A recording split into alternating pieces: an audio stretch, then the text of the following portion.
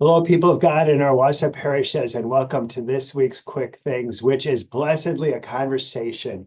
We've had too many weeks of just me talking, and not only are we having a conversation, it's a substantive conversation about a very important component of our lives as disciples at Resurrection, St. Michael, and St. Anne parishes. We have a big event coming up December 2, 3, and 4. These guys, Doug and Dave, who I don't know, but we have parishioners who have seen them in various places who rave about them. And they will be joining us for those 3 nights to explore the faith we live with humor, music. We'll learn a little bit. We'll be inspired a little bit. Maybe we'll have some fun as well. So keep that on your radar, mark it on your calendar, and plan to be with us for those 3 nights. What we're talking about today is our parish's outreach at the Good Shepherd Shelter here in Wausau at the Community Partners Campus on Grand Avenue. And with me are Allison Endy and Susan Im, who are among the folks. They don't do it all themselves, but they are among the folks who help to coordinate this outreach. So just as a background, Allison, tell us what the Eastside Parish effort is at Good Shepherd, when and what happens. Not all the details of what happens, but when it happens and that kind of thing. Okay, sure. So we staff the Good Shepherd Shelter on the second and fourth Sundays of the month. So twice a month we go in. We meet about 6:15 and stay till about 9. And so there's a group of about 9 of us who go each time. And yeah. Great. Sunday night. God bless you. How did we get Sunday night, Allison? I don't remember how that happened. I don't know. Yeah, I they think just we were like, surveyed people, and that seemed to be the most popular night. yeah, It, I mean, I think they were I having know trouble staffing it. I'm sure there are no fewer people there, or the need is maybe greater on Sunday night. And yeah. So Sue, Yeah. what's the St. Anne story? So the St. Anne's team started about a year ago, and we do every other Monday night. And so it's really about the same amount of people, and it's been a really great experience, I think, not only personally, but getting to know other parishioners. Oh, And I would sure. say there's really no jobs that are super hard. They're not hard. And for me, I've done a lot of volunteer work over the years, but honestly, this is the most rewarding thing I've done. Most rewarding. Yeah. There's such great need, and the people are, for the most part, extremely appreciative. So I'd say a labor of love, and I so appreciate all my fellow volunteers that have stepped up, and we have a great group of people, but we'd always like more. Yeah.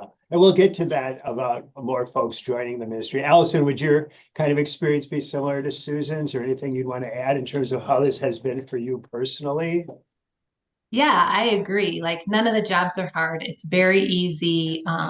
It's great to, sometimes the guests will share their stories with you. It's neat to get to know them. And also I've gotten to know a lot of the other parishioners as well. And yeah, same thing. We have a great group of volunteers, but a couple more would be great too.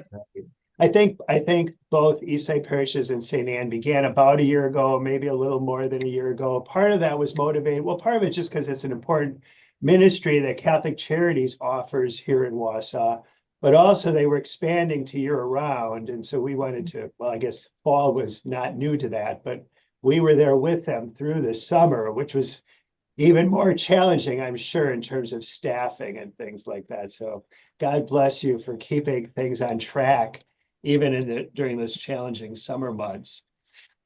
Give us an idea. What happened? So you mentioned, Allison, that you arrive at about 6, or people are there ready to go at 6:15.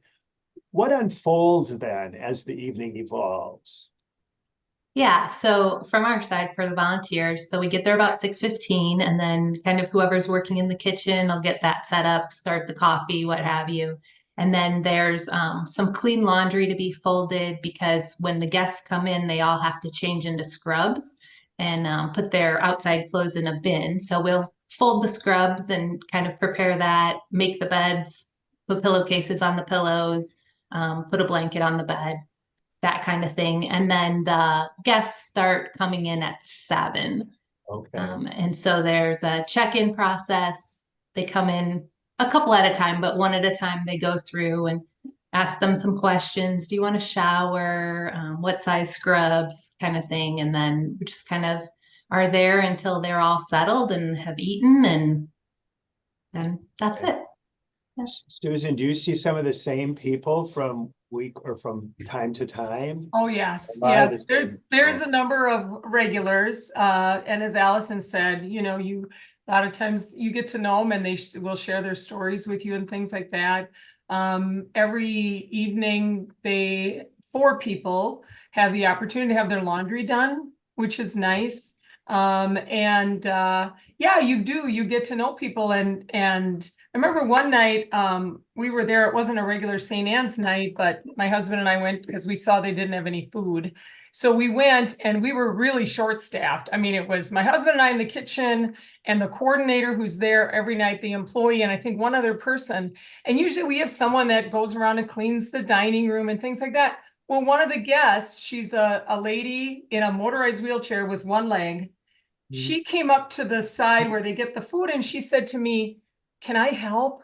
Can I help wash the tables?" And I'm like, "Oh my gosh, absolutely." And I could tell that meant a lot to her, that she was able to do something to help us. And I just think seeing people as people, regardless of the circumstances they're in, it was a really kind of a neat thing. And now she helps whenever she can. So that's kind of nice. I'm sure you encountered the same person, Allison, probably that Susan's talking. Yeah, Mhm. I know who she's speaking of. Well, I think that goes to the gospel from this past Sunday about the widow who put what she all that she had in the collection. This idea that we want to be part of this too, and it's not that it's a matter of communion, of community, of being part of the greater project. So yeah, how wonderful that you could be engaged in that. You talked about the kitchen. So what is involved in the meal part of this? Who wants to talk about that? Because that can probably, it seems from my pastor's standpoint, that can be the most complicated part of the whole Well, endeavor. every week or every night we are there, part of our responsibility is to provide a meal for 30 to 40 people. And that's usually a main dish, a side, and a dessert. And so, there's people in our parish, and I'm sure at the east side as well, that they don't, maybe they can't travel or things like that, but they want to help. And so they might drop food off. So getting that coordinated and making sure that we have food there for the folks actually has been working pretty well. And then it's just a matter of serving it up, making sure it's hot and, all those kinds of things. Allison, what kind of meals would we serve? I mean, what are a few of the menus? Yeah, so sometimes we'll have like a salad and a taco bake and then some kind of dessert. The desserts on our nights are actually really good. I don't do the meal prep because that's not my forte, but yeah, we have some good meals for sure. Marlene Brzezinski does most of the meal prep, correct? Yes, she does. Spends Yeah. a lot of Sunday afternoons doing that. So it's a sacrifice for everyone in terms of your commitment to this and being there. What are the most favorite meals of the guests? Yeah. Well, U-Bake, the store in Rib Mountain, a number of months ago had, I don't know, what was it, 50 boxes of cheddar sausages, and they weren't selling them fast enough. And so they called St. Anne's, I think, and said, "We've got these 50," and every box had, oh, good Lord, a lot of sausages, and said, "Do you want them?" And so we said yes, and they were kept in the St. Anne's freezers. So I kind of chuckle about that because we would grill them, or someone heat them up in a crock pot. It sounds like the TV show Chopped, where they give you the ingredients and you have to create something with it. none of the guests ever said, "Oh my gosh, they're bringing those sausages again." But it was really nice, a good use of that. Eubank said, "We're not going to sell them. They're going to go out of date before we can sell all these." So I don't know that that was a favorite meal, but it was a frequent meal this last summer. How about Eastside Parishes, Allison? Have you found that there's a favorite menu that folks like? Yeah, I just hear they're very appreciative. A lot of times they're like, "Oh, the meal was really good tonight." And I think because if there isn't anybody to bring a meal, they get like whatever's at the shelter, usually some frozen chicken nuggets or something that's freezer burned, you know. So they're very appreciative of whatever people make. Yeah. Do you know, so we're there 2 Sundays a month, 2 Mondays a month. Are there groups, churches or other groups there? Other nights, are they pretty well staffed overall? There's other groups there. I will say that now that we're going into the fall and winter, there's several other churches that do participate. Some of them take the summer off. And so, one of the big things this summer has been there's many nights where they have no food and they have no volunteers. And that is something that I'm hoping that between our parishes, maybe getting more people involved, maybe we can help with that.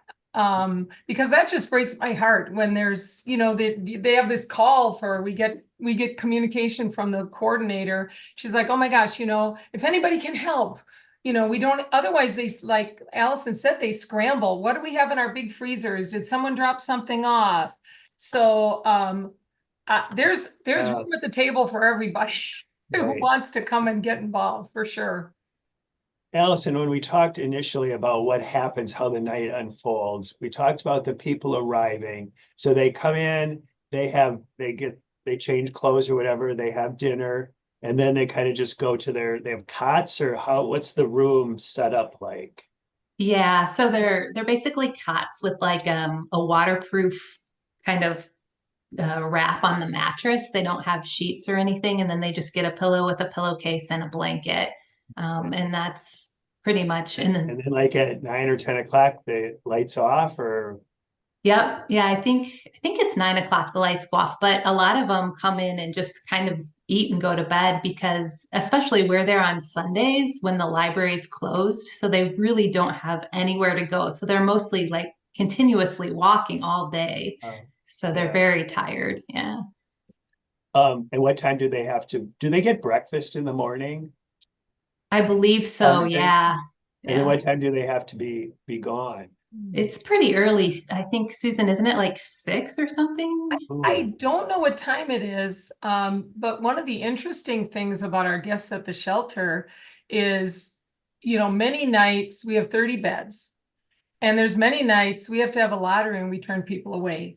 Unless the weather is below, I don't know, 15 degrees or above something, then we go into overflow and we set up additional cots in the dining room.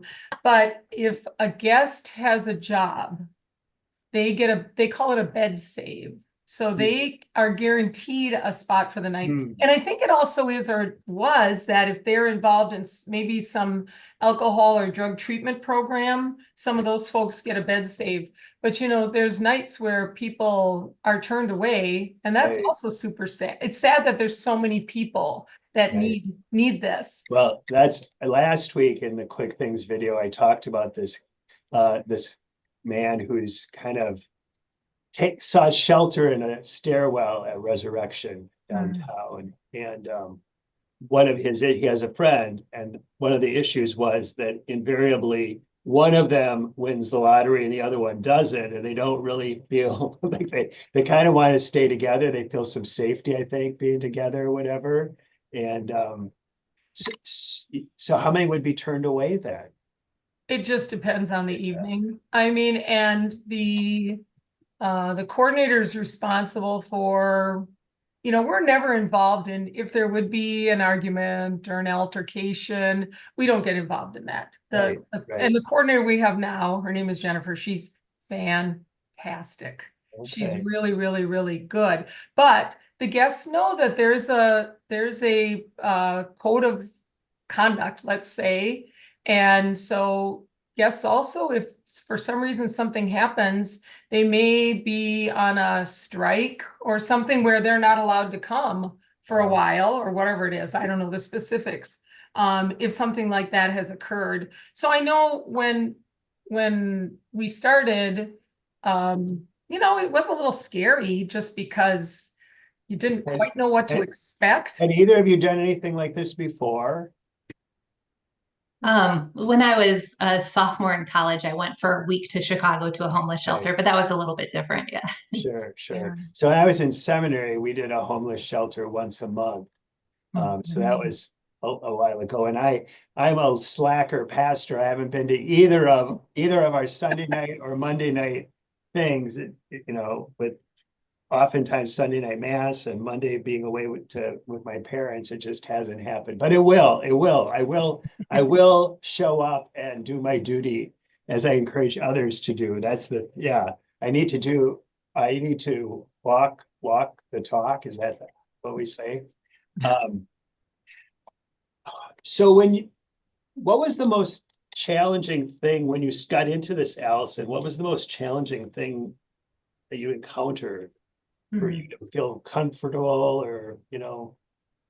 Yeah, I think probably the most challenging thing is they have quite a bit of turnover of staff. And like Susan mentioned, the current staff is absolutely fantastic. She's really, really good. But just as we had different staff people, like the rules sort of change. And so just kind of, flexing with that, I said, but it wasn't really troubling. It was just, little flexibility. Were there preconceived ideas that you had about people who are homeless that you kind of were surprised to see something different, or either of you? Yeah, I was gonna say, just for me, I think the thing that surprised me the most is that some of them have cars. I don't know, I just wasn't expecting that. But I mean, I suppose if, you kind of need a car if you're gonna have a job. So maybe if you have to make a choice between a house or a car, I don't know. But yeah, that was surprising to me. I think for me, the most number one, I was surprised at how many people in Wausau are in this situation. But other than that, I don't know what I expected, but I have just so learned that they're just people. They're just like us. And but for the grace of God, any of us could be in that situation. And I think that was really eye-opening. And it's funny because I was in Eau Claire a couple of weeks ago downtown where is it the Sojourner House is? Right. And we were with Which some is other run by people Catholic Charities there. going to dinner, and there's all these homeless people roaming around. And the people we were with were like, oh my gosh, we better go this way. That's the homeless shelter. And it occurred to me, didn't bother me one bit. I was like, yeah, they're probably looking for a meal and Yeah. a place. So for me, that's just been a really good thing personally. Not that I was like, oh, I don't want to talk to this homeless person or anything, but I feel so much more comfortable, than I did before. Until we encounter people in these situations, it seems scary or foreign or something that we want to avoid. And it doesn't have to be that way. And as you've noted, there are sometimes disagreeable people or people who don't abide by the rules or whatever. But for the most part, 99% of the folks are just glad to be out of the rain or snow or whatever, the heat in the summer. And we even have a guest who has a service dog. Oh. And when Max shows up, someone has donated dog biscuits and some kibble or whatever. And obviously he had to go through the proper channels to get that approved. But it's really kind of neat. And I did have a conversation with that guest, and he was telling me that he said, Max has a way of knowing when someone's troubled. He said, we'll be wherever they are, I don't know where they are, but he said, sometimes Max will just get up and he'll go walk over to a different person and then come to find out that person was really struggling with something. So it's kind of neat. And he's a very well-behaved dog. So everybody kind of likes having him around. But that was something that surprised me, that we could have a dog at the shelter too. Sure. No cats. I think just as like what both of you have said, it's just such a diverse array of people and experiences and things that you encounter there. And we don't, and there's no, like, here's why people are homeless. There's none of that. Yeah. Right. But Um, I would say too that it's quite a community for them. They really do kind of take care of each other. Like okay. Susan was mentioning, people get turned away. And if somebody's gotten turned away a couple nights in a row, a lot of times one of the other guests will say, "Here, you can have my number because I know you haven't been Oh, in." wow. Yeah.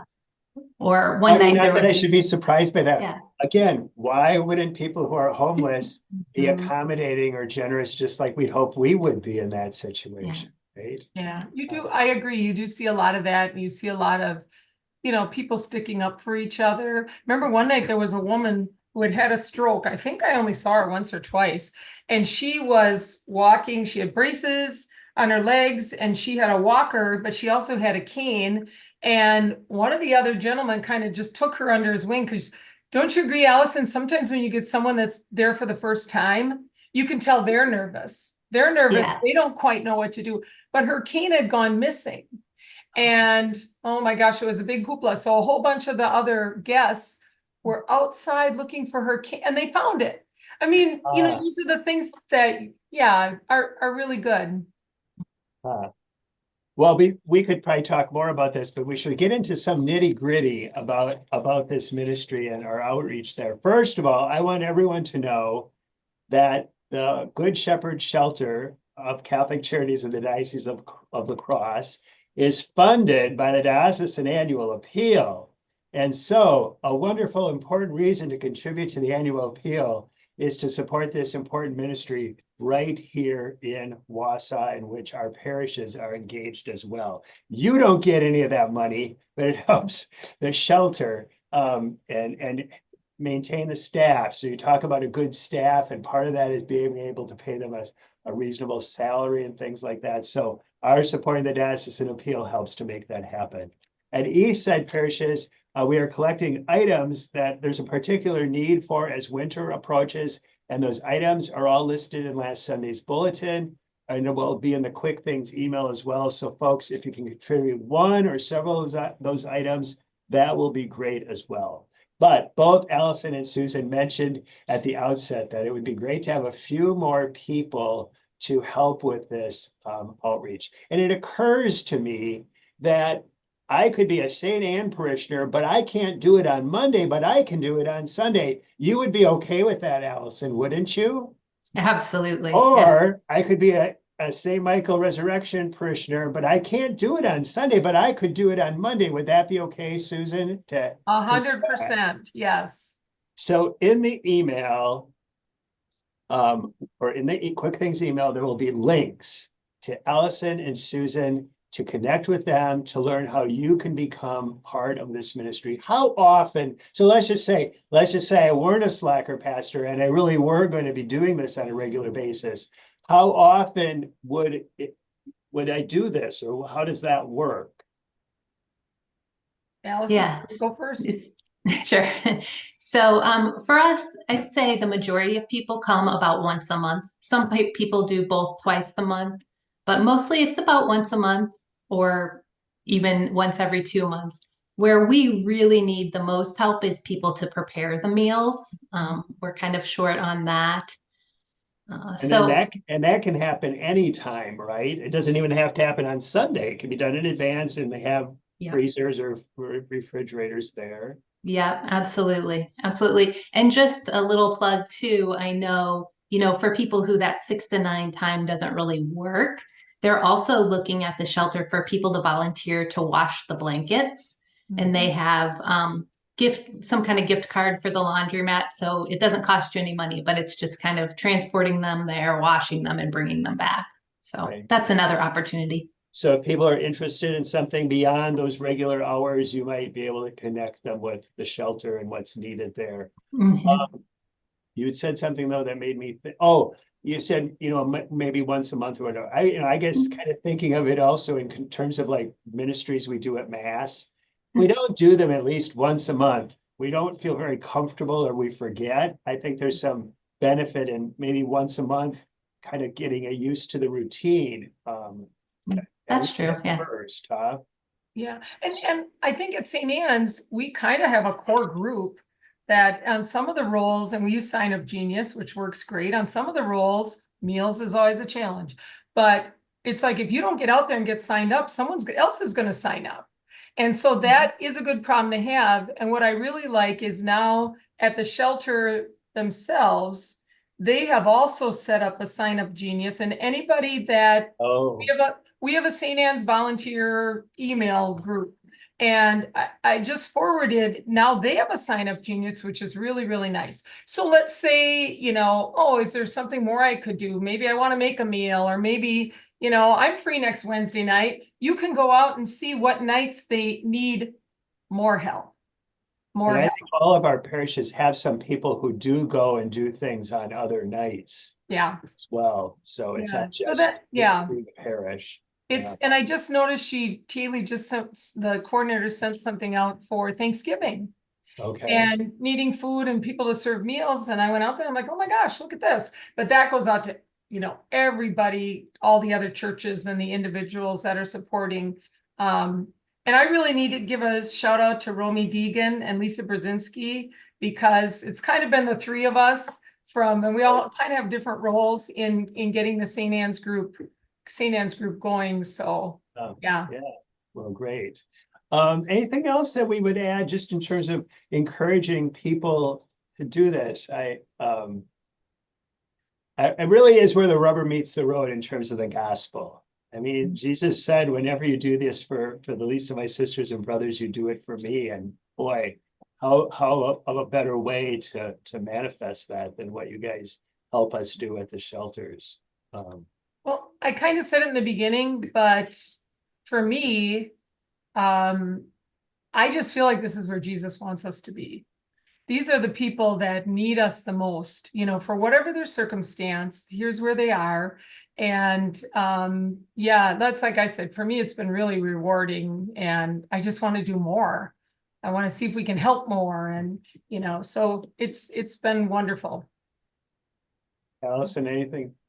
Yeah, I would just say, I know I've heard from a couple people that they're a little fearful of coming in. They're not sure if they'll be safe. And I would just say, like, I have somebody who's interested, just come in for a night and you can see what's going on, and then you can decide from there. Yeah, thank you for bringing that up, because that's what I wanted to ask is, would it be okay for someone to just give it a try? We're never committing ourselves for the rest of our lives, but if there is an opportunity, they would be welcome to just come in one night and see how it works. Actually, I mean, this is way off the point, but we had I interview applicants for the medical college, and we had an applicant who on his resume it said, work at blah, blah, blah, homeless shelter, 3 hours. Well, that wasn't even helpful to whoever he was doing this with. I mean, to just have, we're talking about people who'd come to watch and kind of, that I pointed out to our crew, I said, that was not volunteering. That was just being there watching. I mean, you can't show up one night for 3 hours and then think you changed the world too much, but anyway. So that was way off track. Sorry about that. I just want to thank both of you and the others that we've spoken of, and the ones we haven't named, who have really carried the ball and done so much to make this continue. I'm very, very grateful as a pastor that our parishes are doing this, and it has nothing to do with me, but it has all to do with all of you and your dedication to this. So thank you, Allison, and thank you, Susan, and others, and please be in touch with them to learn more about this ministry and how you might be involved. Another part of this past Sunday's gospel about the widow and her giving all she had was her willingness to trust. And that's part of what this is too. Those people who come in every night, they're trusting you in a way. But you're trusting God that this is where, like Susan, you said, this is where I need to be. And so thank you for putting that, for giving that trust, for allowing that trust to guide you in this way. I want to conclude with a prayer. It's a little lengthy, but I think it's worth our time.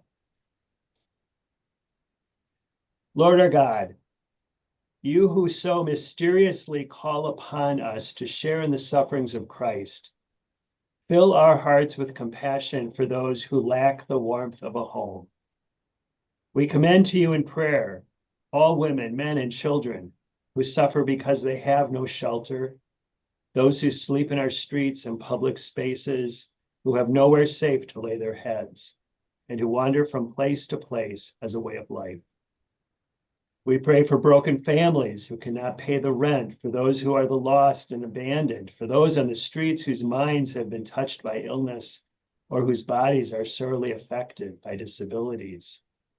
We ask that your merciful grace be poured out upon those with addictions, those who have given up in the face of enormous tribulations, and those driven into a homeless life of crushing poverty. God of compassion, your love for us is revealed in your beloved Son, Jesus, who was born into homelessness, lived with nowhere to lay his head, and died for us in agony on the cross. Inspire us to act in justice by all means at our disposal, to right the wrongs of peoples who are suffering, the deprivations of homelessness, and to see in them the dignity of a sister and a brother redeemed by Jesus. Let us have the commitment as people of the gospel to be ever mindful of the obligations we have to the poor and marginalized, to work in your name, O God, to turn sorrow into joy, and to bring all those who live in darkness into your wonderful light. Amen.